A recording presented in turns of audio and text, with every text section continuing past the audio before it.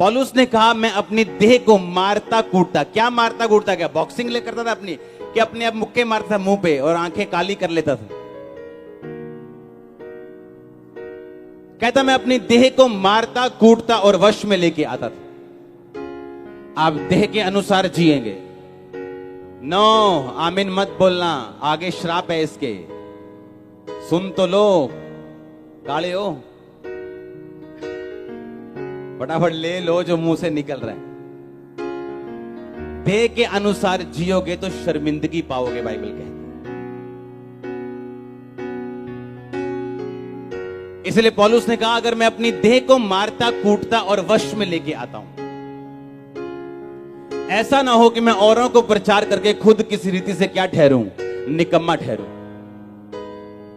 आप एक क्रिश्चियन हैं, आपकी ये सीट है एक विश्वासी होने की। आपके पड़ोसी को मालूम है आप भी विश्वासी हो, पर किसी दिन आपको गुस्सा है और आप गालियां निकाल रहे हो अपने मोहल्ले में। इसका मतलब आप निकम्मे हो। क्यों? कहता मैं अपनी देह को मारता कूटता और वश में लाता हूं ताकि मैं दूसरों को प्रचार करके खुद निकम्मा ना ठहरूं। आपकी लाइफ के कुछ मिरेकल्स, कुछ काम, कुछ हीलिंग्स, कुछ साल्वेशन फैमिली की तब होती हैं जब आप अपने शरीर के ऊपर काबू करते हो। कुछ मिरेकल्स आपकी लाइफ में ऐसे ही एंटर कर जाते हैं जब आप अपने शरीर के ऊपर क्या करते हो, काबू करते हो। पौलुस ने कहा मैं अपने शरीर को काबू करता हूं ताकि मैं दूसरों को प्रचार करके खुद किसी रीति से निकम्मा ना ठहरूं। प्रभु यीशु मसीह ने कहा जो मेरी सेवा करेगा मेरा पिता उसे क्या देगा, आदर देगा। अब परमेश्वर की सेवा करने का मतलब यह है आत्मा से जीना, क्योंकि हर बंदा पुलपट पे आने के लिए चुना नहीं गया, पर हर बंदा प्रचार करने के लिए, यीशु मसीह का नाम बताने के लिए, परमेश्वर की हीलिंग करने के लिए चुना गया। एक विश्वासी भी हाथ रख सकता है, लिखा मेरे विश्वास करने वालों में ये निशान होंगे, या वो भी प्रार्थना कर सकता है अगर उसको हाथ रखने की अगुवाई नहीं है तो। परमेश्वर ने कहा, पौलुस ने अपने वचन में लिखा कि मैं अपनी देह को मारता कूटता और क्या करता हूं, वश में लेके आता हूं। जिसकी देह वश में नहीं उसकी लाइफ वश में नहीं। जिसके हाथ, जिसकी आंखें, जिसके पैर कंट्रोल में नहीं उसकी पूरी लाइफ कंट्रोल में नहीं है।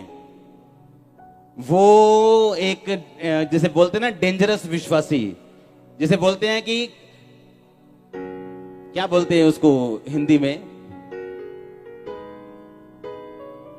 खतरनाक भी बोलते हैं, और वो डेंजरस पोजीशन होती है ना, रिस्की। हाँ, क्या बोलते हैं इसको हिंदी में, वो रिस्की हो चुका है। बिल्डिंग होती है ना रिस्की बिल्डिंग, उसके पिलर हिले होते हैं, लेंटर हिला होता है, वो रिस्की हो गई है, कभी भी गिर सकती है। ऐसे विश्वासी हो गए रिस्की से।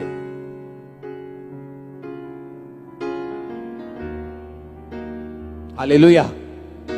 उसने कहा मैं अपनी देह को मारता कूटता और वश में लेके आता हूं ताकि मैं दूसरों को प्रचार करके खुद निकम्मा ना ठहरूं।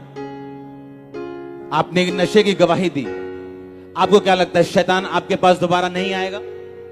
आपको नशा करने के लिए नहीं भरमाएगा? आपको वो भरमाएगा, क्योंकि बाइबल कहती है वो छोटी सी गवाही जो परमेश्वर ने आपको दी वो अगली गवाही का बीज है।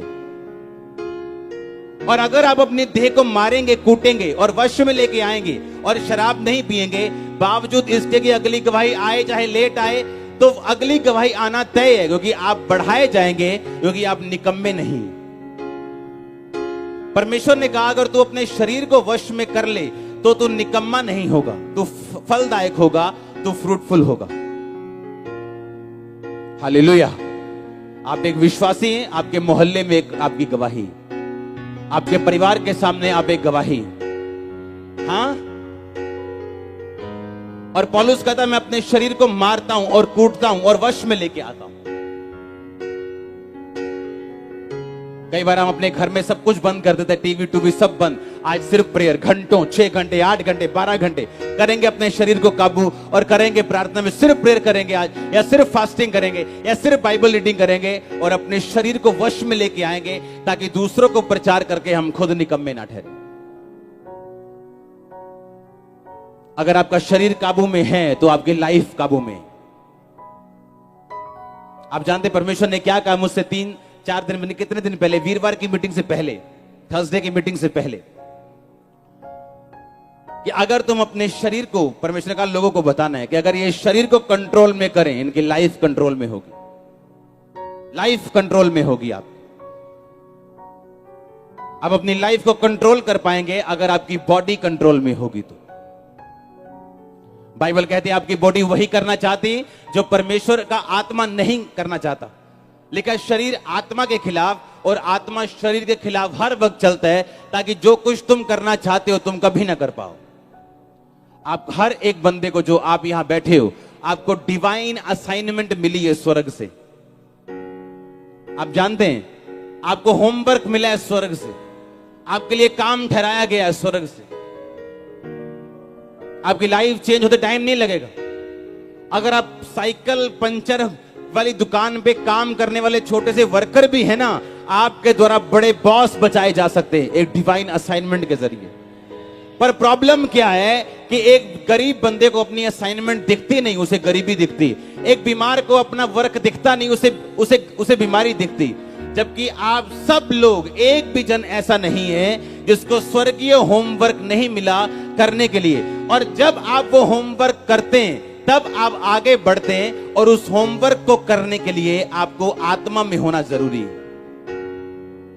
और अगर आप आत्मा में नहीं, आप शरीर की लालसाओं को लिखा पूरा करते हैं, शरीर की इच्छाओं को पूरा करते हैं, तो फिर आपका होमवर्क आप नहीं कर पाएंगे। क्योंकि आपको आत्मिक होमवर्क करने के लिए आत्मिक जीवन की जरूरत है। 2 तरह की बुद्धि काम करती है, शारीरिक और आत्मिक। बाइबल कहती है ज्ञान ना होने की वजह से, बुद्धि ना होने की वजह से मेरे लोग नाश हो रहे।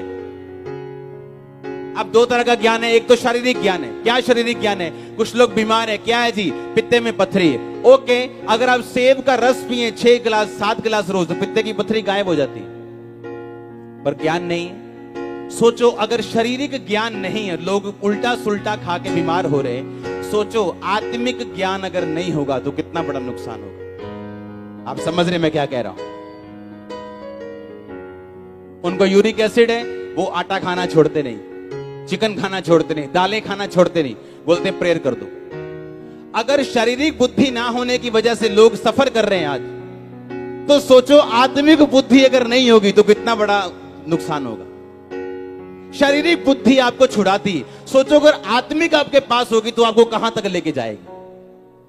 अगर एक बंदा शारीरिक बुद्धिमान है तो उसका शरीर स्वस्थ है, वो अपनी केयर करता है खुद। सोचो अगर आत्मिक आप बुद्धिमान होंगे तो आप कितना ज्यादा ध्यान रख पाएंगे अपना, अपने परिवार का, और वो सब कुछ जो परमेश्वर ने आपको दिया। कभी सोचा आपने? अगर शारीरिक बुद्धि रखने वाला इंसान अपनी लाइफ को इजी कर सकता है, सोचो आत्मिक बुद्धि रखने वाला इंसान अपनी लाइफ को कहां तक लेके जाएगा। हालेलुया। आत्मिक बुद्धि की आपको सबसे अधिक जरूरत है इस टाइम। पौलुस के अंदर आत्मिक बुद्धि थी। कैसे बड़ी खाम्बरा कलीसिया? आत्मिक बुद्धि के कारण। पौलुस कहता मैंने परमेश्वर से प्रार्थना की, परमेश्वर ये शरीर का कांटा दूर कर, इस बीमारी को दूर कर। परमेश्वर ने कहा मेरा फजल तेरे लिए क्या है, काफी। सोचो अगर आत्मिक आंखें बंद होती तो पौलुस को दिखता ही ना, और वो सोचता हाय मेरे से कौन सा कसूर हो गया, या शैतान ने मेरे साथ ऐसा क्यों, परमेश्वर ने शैतान को मेरे साथ ऐसा क्यों करने दिया। पर बाइबल कहती है उसको परमेश्वर की आवाज आई, मेरा ये काफी है, मेरी सामर्थ तेरी निर्बलताइयों में सिद्ध होती है। स्पीड ब्रेकर देखे हैं कभी? हाँ, स्कूलों के पास होते हैं, हॉस्पिटल्स के पास होते हैं, मोहल्लों में होते हैं। जब स्पीड ब्रेकर आते हैं, आप गाड़ी को आपको स्लो करना पड़ता है। आप कई यूथ को गुस्सा आता है, यूथ लोगों को, उनकी गाड़ी स्लो होती है ना, उन्हें गुस्सा आता है उन्हें। पर अगर आप गाड़ी स्लो नहीं करेंगे और किसी का एक्सीडेंट हो जाएगा, आप जेल में जाएंगे। तो वो स्पीड ब्रेकर एक्चुअली आपको कम करने के लिए नहीं, आपको बचाने के लिए। आपकी आत्मिक जिंदगी में स्पीड ब्रेकर्स आते हैं, आपकी स्पिरिचुअल लाइफ में स्पीड ब्रेकर्स आते हैं। जब सब कुछ अच्छा चल रहा है, सब कुछ टॉप में चल रहा है, लेकिन परमेश्वर एक स्पीड ब्रेकर आपको देता है। आप बोलते हो नहीं, ये काम मेरी लाइफ में नहीं होना चाहिए था, ये चैलेंज मेरी लाइफ में क्यों आया, ये चुनौती मेरी लाइफ में क्यों आई, ये मेरे हस्बैंड को ऐसे कैसे कुछ हो गया, ये मेरे उसको कैसे कुछ हो गया। परमेश्वर कहता है ये आत्मिक स्पीड ब्रेकर है। और आत्मिक स्पीड ब्रेकर्स आपकी स्पीड को खत्म करने के लिए नहीं, बल्कि एक नए गियर में आपको डालने के लिए, एक नई तैयारी करने के लिए, आपको बचाने के लिए, सुरक्षित करने के लिए, और आपको आत्मा के नए लेवल पे लेके जाने के लिए होता है। आमीन। गाड़ी स्लो हुई है, बंद नहीं हुई। प्रॉब्लम तब है जब इंजन बंद हो जाए। गाड़ी का चौथे से दूसरा गियर आया, बंद नहीं हुई, फिर से तीसरा आएगा, चौथा आएगा, पांचवा और टॉप छठे में आप चलोगे। मैं कमांड करता हूं छठे में चलने के लिए आपके लाइफ को। आमीन। जोर से बोलो आमीन। हालेलुया।